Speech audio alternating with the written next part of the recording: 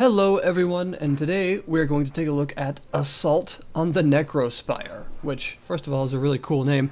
As you can see, it is in early access right now, and this is actually a very early video, because the game has only recently come out, and has actually been put into the system. And so what you're going to see is an early build, a highly early build, of a game that is most definitely highly unfinished. But I felt that what is currently here is good enough to show for a couple of reasons, because, well, this is a rogue-lite, and that's a genre that I like a lot, and I'm always looking for different things in the genre that push it in different directions, or games that do something meaningfully different. And I do feel like Assault on the Necrospire has several of those elements in it, and a lot of potential moving forward as it develops and updates to continue that. And I really want to see where it goes, and I'm actually pretty excited to see where it will end up once it actually fully releases, so I'm definitely going to be keeping an eye on this one. But let's start it off just from the beginning with a new run. So this is one of the first cool parts. There are a huge number of player selectable difficulty modifiers, and you can combine any number of these. I'm pretty sure you can probably turn like all of these on at once if you wanted to, and that would be really stupid. But these give you different amounts of bonus magic find, so they will basically give you better loot and better chances of finding loot in the first place, and better loot when you find it. And they each have a different kind of score that they actually give you, because some of them are, you know, more difficult than others to deal with. But I really like this. I'm always a fan of sort of player-made difficulty and the ability to make things harder for yourself in more specific ways than just selecting easy, medium, and hard. And things like these, very specific modifiers that give you an actual tangible benefit for selecting them, are very cool, and I love games that do things like this. So we're actually going to select a few for this run. We're going to go with less shops, which is pretty obvious what that does, and deadly traps, just to get us up to the 150% bonus magic find. And everything else, I think, might be a bit detrimental to a very first video on the channel for a game, because I want to show it off in a fairly normal state, although exploding enemies is hilarious. So, we will begin. And, as I mentioned, this is a roguelite, so it is a pretty familiar kind of setup. You can move and shoot, and your initial projectile is quite slow and weak. And if I had any complaint to start off with, it's that I almost wish that your firing speed was a little faster at first, but honestly, with all of the absurd, just ridiculous things that you can get pretty quickly, this ceases to be a problem quite soon. And I also love the fact that there's a lot of little details in the animation and stuff like that in the game, like how your little robe kind of furls around as your idle animation goes off, and how if you fire to your character's left, you use the staff, but if you fire to your character's right, he uses his hand, and things like that. That's pretty cool. Not that important, but it's a neat little touch. And you may also notice that the actual graphic style is pretty nice. It is a quite detailed pixel art aesthetic. And I would say that from a production values standpoint, the game is quite polished. That is not what actually needs sort of shored up in early access. It's just content and gameplay and mechanics that needs that's the meat of the game, basically, that needs finishing in early access. The presentation and things like that of the game is already there, and all of the graphical assets and things are all quite nice. The sound effects aren't repetitive, and they are, you know, medium satisfying, as they should be for a game like this. The enemy designs are quite nice and varied as you go through. And even, of course, your shot will change significantly as you get various items and things like that. And even every room has a name on the map, which is pretty neat. So we're going to get our first item here. Let's see what it is. It is the wooden club. Medium bonus to damage. Well, a fairly basic one, which unfortunately doesn't allow me to kind of give an example of what I really wanted to talk about that I think is something that this game does at its best, but I'll talk about it anyway.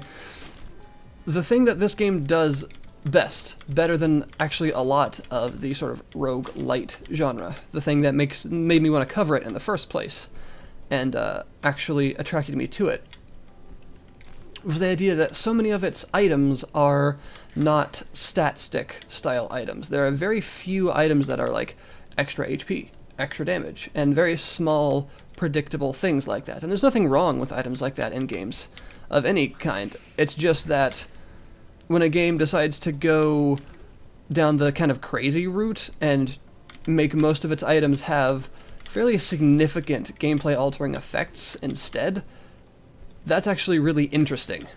And this game actually does that.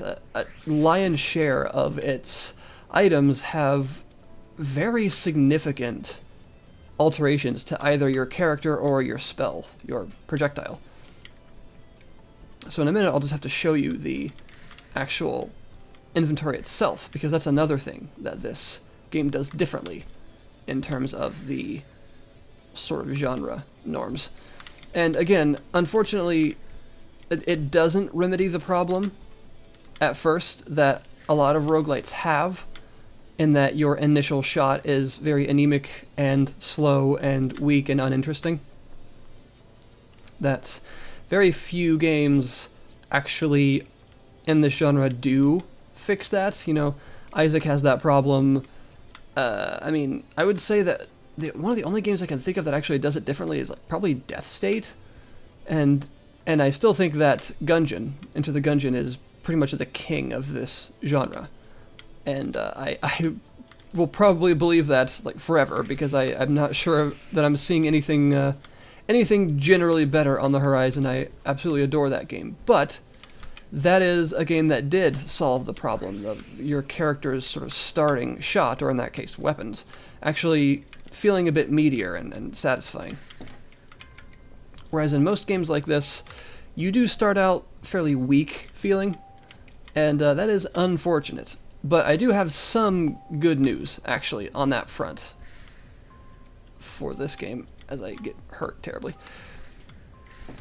But let me just show you this. So you have a bag, and this is another thing that this game does differently, in that instead of just finding things and having them all stack infinitely, you can only equip a certain number of things at any given time, which is very, very different, because in most games like this, like Isaac and things like that, I mean pretty much any roguelite really, you just get items and they all stack on top of each other and all synergize with each other until the end of time. But in this case, you can only equip 6 items, 6 spells, or 5 spells rather, counting, it's hard, and 1 relic, which is a sort of alt-fire, basically. And the relic you currently start with is the Trusty Staff, which is a big burst damage. And relics are very much like use items in Isaac, in that they have a multi-room cooldown and use some mana here. Basically, they're like a combination of a couple of different mechanics from other games in this genre. And another kind of interesting idea is that, as you saw, you have a huge amount of space in your backpack. Even though you can only equip a pretty small number of things, as you can see, you have just an absurd number of inventory slots to keep things. And the implication being that you're meant to kind of have multiple builds worth of items stocked up. Because as far as I know, in shops you can't actually sell stuff, you can only buy stuff. With all this gold that I'm getting. And so, I mean, I think mostly the idea is basically you're supposed to keep items that change you and synergize well in a very specific way, and then keep like a couple of sets of those to change out on the fly, because it's actually really easy. You just click an item and then click the slot that you want to put it in, and it's very simple to just swap out what you actually have equipped, which, although seems normal for an RPG, is not really normal. Here's a boss, by the way, for the roguelite genre, because normally it's basically all or nothing. Like, an item is equipped to you as soon as you pick it up. And it was actually Gungeon that I praised for allowing you to unequip stuff, because people are justifiably sick of certain things, like, say, in Isaac, where you pick up the wrong item accidentally and it, like, ruins your build and, like, just horribly just destroys what you've worked towards actually building your character to do. And in this game, you don't actually have to worry about that because of the ability to outright... Let me use the staff here. There we go. The ability to outright unequip and re-equip whatever you want at any given time. Being on the menu does not pause time, however, so you should do that when you're safe. In fact, you can't even bring up the menu. I'll do it right here. Yeah, it doesn't work. You can't bring up the inventory menu in a fight. You also can't sprint in a fight. It's interesting. The sprint is used kind of like Gungeon's teleporters. It's a method of traversing rooms more quickly, basically. So there we go. One boss done. Not a problem. And you get 2 items for beating a boss. In this case, let's see, barrage, attack speed greatly increased, everything else decreased, especially damage. Well, we'll try it out, because, you know, there's no harm in it. I can unequip it whenever I want. And a different relic. Doubles your damage over time effects. Well, I'll take it, but I'm not going to equip it right now because I don't have any dots to actually use it on, but I'll keep it for when I do. That's the nice idea of actually having a an inventory system that isn't just, is it equipped or is it on the floor? There is a shop here. Let's see. Blue Globe Essence. Restores a mana block once every 2 rooms. Not bad. Flak I've used. Accuracy down, everything else up. That's pretty nice. And Ember Dagger. Medium bonus to damage. I'd like to get Flak, actually, because combined with this absurd fire rate, seems like that would be great. And as you can see, it really has decreased my range, like, significantly, so we'll get that. That does not leave me enough to get this right now. I need 40. Did it equip it? Yes, it did. So, yeah, that actually seems pretty wonderful. I'm probably pretty happy with that. And as you can see, once you actually start getting items, you quickly build into a fairly ridiculously powerful mage, essentially. And the actual amount of synergy that this game has, due to how its items work and how most of them are not stat sticks, but fairly significant changes to everything, is actually really interesting. What is this? Small bonus to health. Most of these stat stick items are items that you get like this in a room where things just drop occasionally, depending on your magic find. Whereas items you get in shops and in item rooms on every floor and from boss drops and things like that tend to actually be very, very interesting. I mean, I've found some cursed items before as well. There are cursed items that tend to have anything from items that you equip in the item slot, spells in the spell slot, or relics that you equip in up here. And the cursed items tend to, well, for one, it doesn't actually automatically equip them when you pick them up, which is interesting because they tend to have downsides as well as upsides. They are particularly potent, but often not so straightforward in how you may want to use them. And I usually really like items like that in games. And I've gotten one cursed spell called Concealment that was very interesting. It makes your shot invisible, as in you can't see where you're shooting at all. But it ups your damage, like, to hideous levels, as in you can, like, 2-shot basic enemies.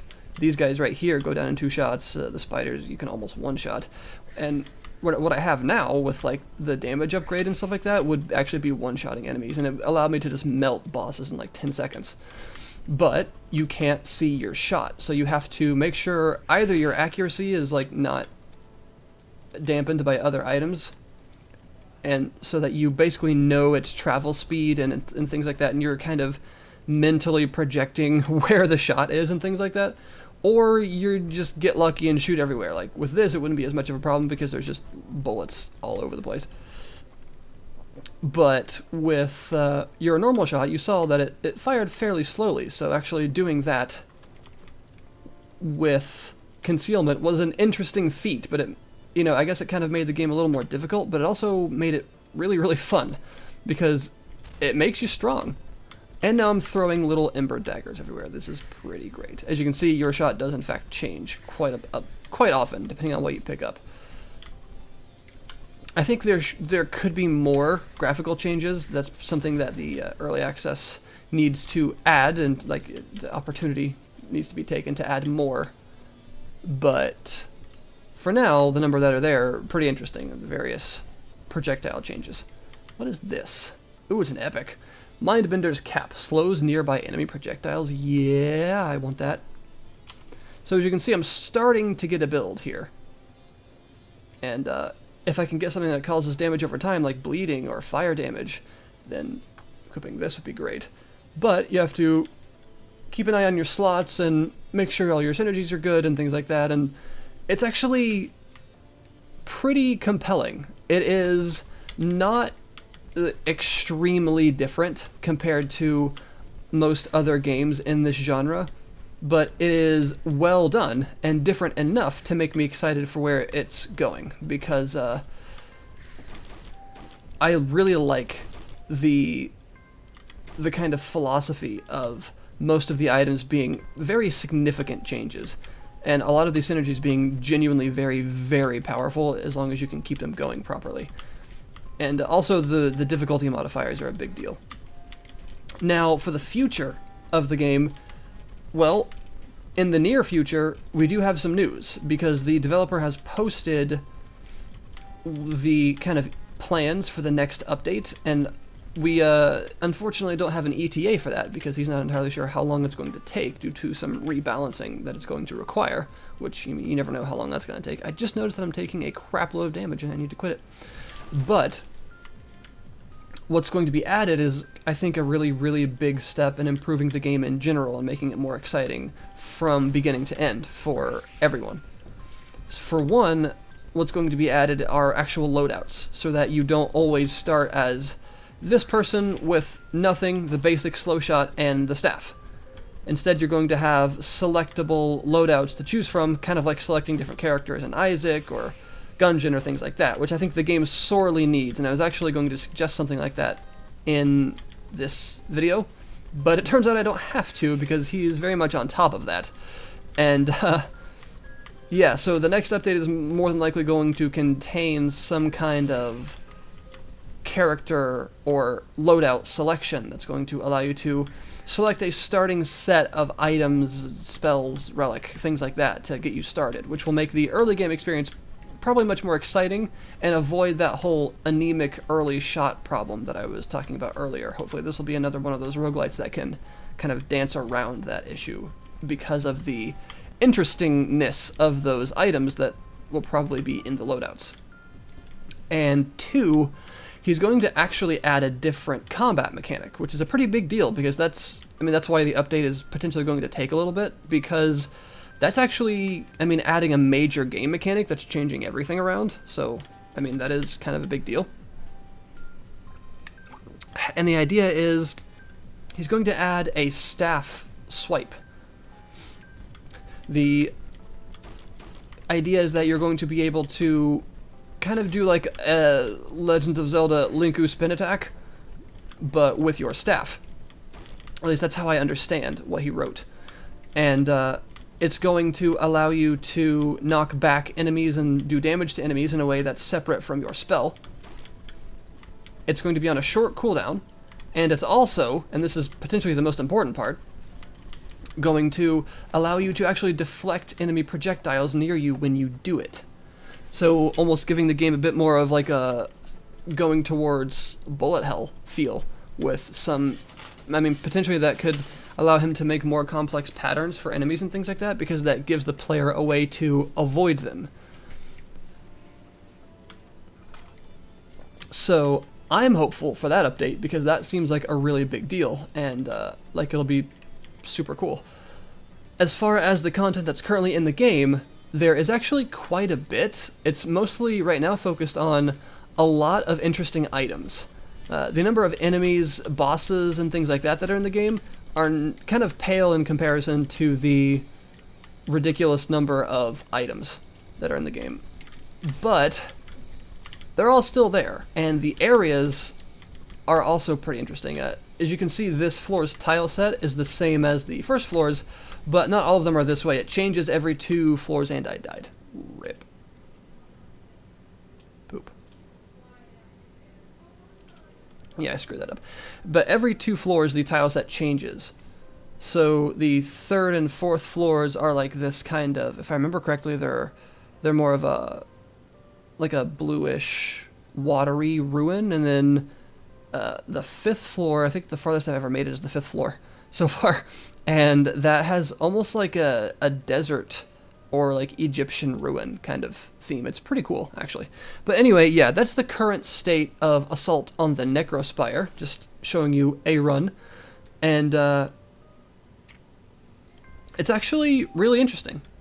And even though it doesn't have as much polish as several other games in this genre, and it doesn't do a whole lot different, what it does different is actually pretty exciting to me because of the kind of intrinsic value in player selectable difficulties and item kind of synergy differences to a lot of other games in the genre, and how it manages your inventory, or how you have to manage your inventory rather, and a couple of other things like that. It all kind of comes together to make it a little bit different in nuanced ways than other roguelites, and that is actually exciting to me because I want to see where it goes. So if this game is interesting to you, you can actually check it out right now in Steam Early Access, available for $13, I think? I believe?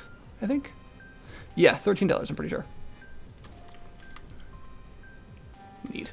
And that will get you into the current Early Access. And if you want to wait a little while to kind of see where it's headed, I plan on updating you again either when the next update with those changes I talked about drops, or when there have been other substantial, say, item or enemy changes, or things like that, that kind of make it, you know, worthy of revisiting to the point of making a new video about it.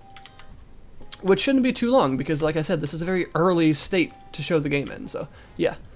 Thanks again for watching, guys. I hope you enjoyed the video, and I'll see you next time. Ooh, what's this? Enchanted mitts. Adorable.